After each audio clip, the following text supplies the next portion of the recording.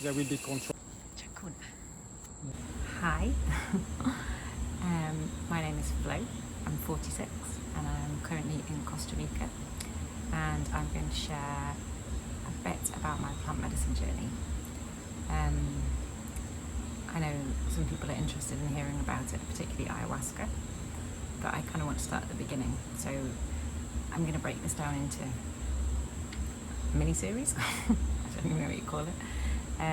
This is going to be a little bit about the background, what led me to ayahuasca, and then I'm going to do subsequent videos about my experiences in ceremony with ayahuasca. So I guess my journey started with cacao in the UK.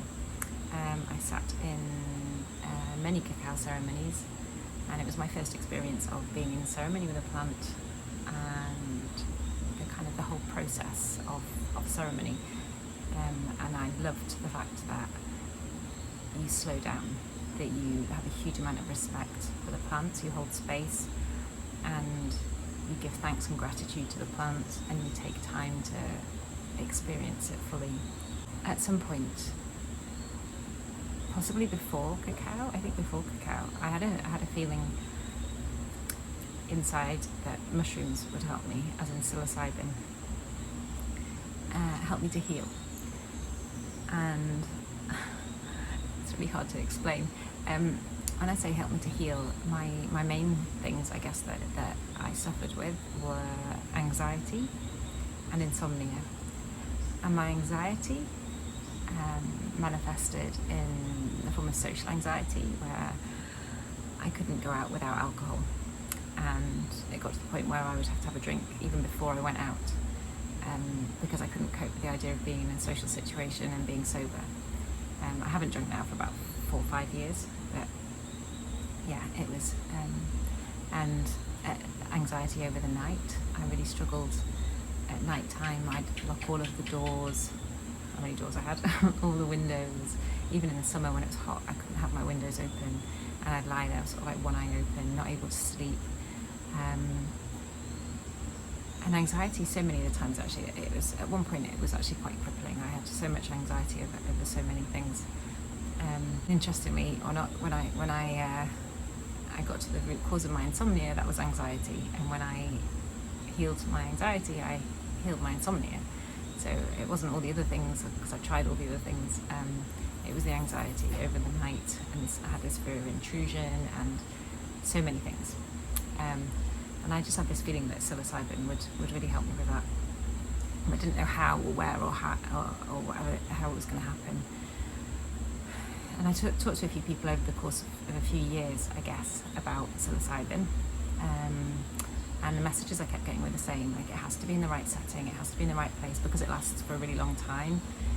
Not to just get mushrooms and take them. Like, you to do it in ceremony with an energy healer and the right setting. And so life happened, and then it came to the point where I met somebody who served mushrooms, and I was fortunate that I was able to have 2 ceremonies, and I just sat one-to-one with the energy healer. I didn't want to sit in a group.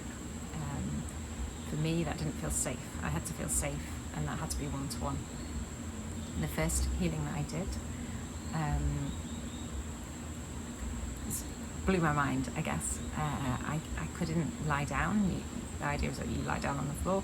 I couldn't lie on my back. I was like in the fetal position, like curled up in a little ball, and I just couldn't lie on my back for whatever reason. And then whatever he did and said, and the music that was playing, at one point I managed to lie on my back after what felt like an eternity. And doing that, I opened myself up for energy to flow, and I had what felt like a ball in my stomach area, my solar plexus, that moved up to my throat, and it almost felt like there was pressure on my throat, and then my eyes just started to water. So I had like water pouring out of my eyes. I wasn't crying, but I had just water pouring out of my eyes, and I just knew that I'd released something, and that actually released a huge amount of fear for me. And then quite a long time after that, I sat again, and this time it was anxiety that shifted, and I'm not going to go into loads of detail about it, but yeah, those 2 experiences were life-changing for me in such an amazingly positive way. And I'm not advocating that people go and have psilocybin. I'm not a teacher, I'm not an expert, but I'm just sharing my experience. Do your own research if you're thinking about doing any of these things. It's very personal. So I had these 2 mushroom healings, and in amongst that, at some point, the word ayahuasca had come into my sphere. I didn't know what it was. I don't know where I first heard about it, but I felt really called to find out more. So I watched some videos on YouTube, and I just knew that I had to go and sit with ayahuasca. I didn't know how it was going to happen, but I just knew. So fast forward, I guess, I find myself now in Costa Rica. I originally thought I'll go to Peru and sit with ayahuasca in Peru. My intuition just kept telling me I had to go to Costa Rica, and I thought I'd come here and then I'd maybe research somewhere in Peru so I could go into the depths of the jungle and somewhere really stripped back to basics and just sit in the jungle in Peru with ayahuasca. That's what I thought, so that actually really so that other people didn't judge me, that I'd done it properly. And so I was looking at this, and it was so expensive. There were so many different options, like where do you even start, like can I justify spending a huge amount of money on something like that? I was pondering all of these things, and then it just so happened that ayahuasca came to me. So where I was in the jungle, ayahuasca came there, and I was like, it was amazing. It's like I have this thing now where I believe that if something's meant to happen, it will happen with ease, and if something's not meant to happen, then there will be loads and loads of barriers in the way to that thing happening. So she came to me. I say she because ayahuasca is a spirit as well as a plant. I was actually talking to someone the other day about intuition, because ayahuasca is mixed with another plant, quite often chacruna. It's not always the same, it's not always mixed. And I was asking why or how people knew which plants to mix together. Historically, how do you know to put this with this? And his opinion was that we have intuition, animals have intuition, like a dog knows what to eat most of the time, and a wild animal knows what to eat. They don't need to get a book or ask someone, is this okay? Like, they just know with intuition, and humans actually have intuition, but we're so disconnected from it a lot of the time. So disconnected from our food sources and plants that we just kind of ignore it, I guess. So my intuition, I've been tuning into it a lot more recently. It brought me here. So I sat with ayahuasca 3 times in the jungle, and I learned a lot about ceremony, because that's one of the things, like, you just don't know what you're going into. Then there's, no matter how much you've got rid of fear, there's like a little element of fear of the unknown. And I felt really safe in this particular place, so it was amazing for me. I was like, I just feel really lucky. And I learned stuff that I didn't know. Like, to be honest, I didn't really know very much about ayahuasca before I sat. But there's a specific diet that you have to follow before, for quite a while beforehand. One sort of for purification of your body.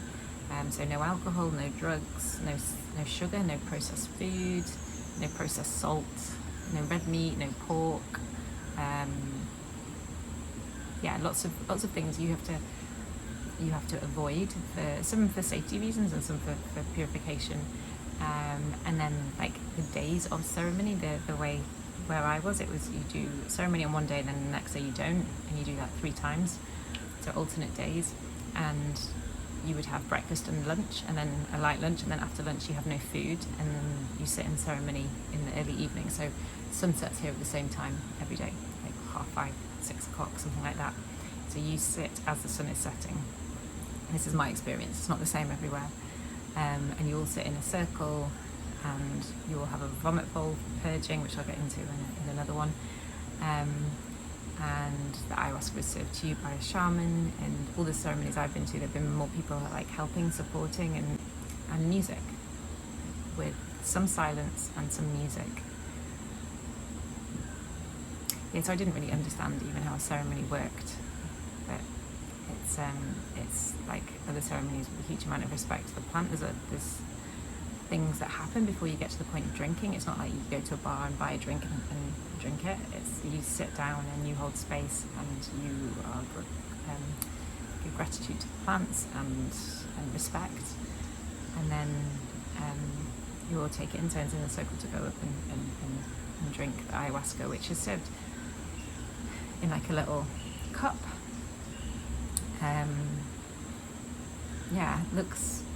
Doesn't look like the most appetizing thing in the world.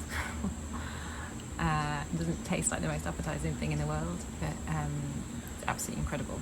So those 3 journeys for me at the start, they were quite a big group of people, but it had to happen that way. And after those first 3 ceremonies, something shifted in me, and I just knew that she was going to be my greatest healer. I mean, I've had therapy for years. I've had all sorts of different types of therapy, and I knew that there's something really special about ayahuasca. It's not easy. It's far from easy, but it's been life-changing. So those first 3 ceremonies, I guess, opened the door to me to have a better understanding of the process and how she works. And people have asked me before, like, why not just one ceremony? And the only kind of like analogy I can come up with is we're more like onions than electrical appliances. So like if your computer breaks or something goes funky on it, you turn it off and you turn it back on again, and a lot of the time that fixes the problem. But we're more like onions, we're more complex, with layers and layers and layers and layers. And if you have loads of stored trauma in your body from childhood, ancestral trauma, whatever your belief is and however you want to word it, if that all comes out in one go, I think it can be totally overwhelming. And maybe that does for some people, and maybe that's enough, but I believe she only shows you what you're able to deal with, what you're able to handle. So you only shift certain things in each ceremony.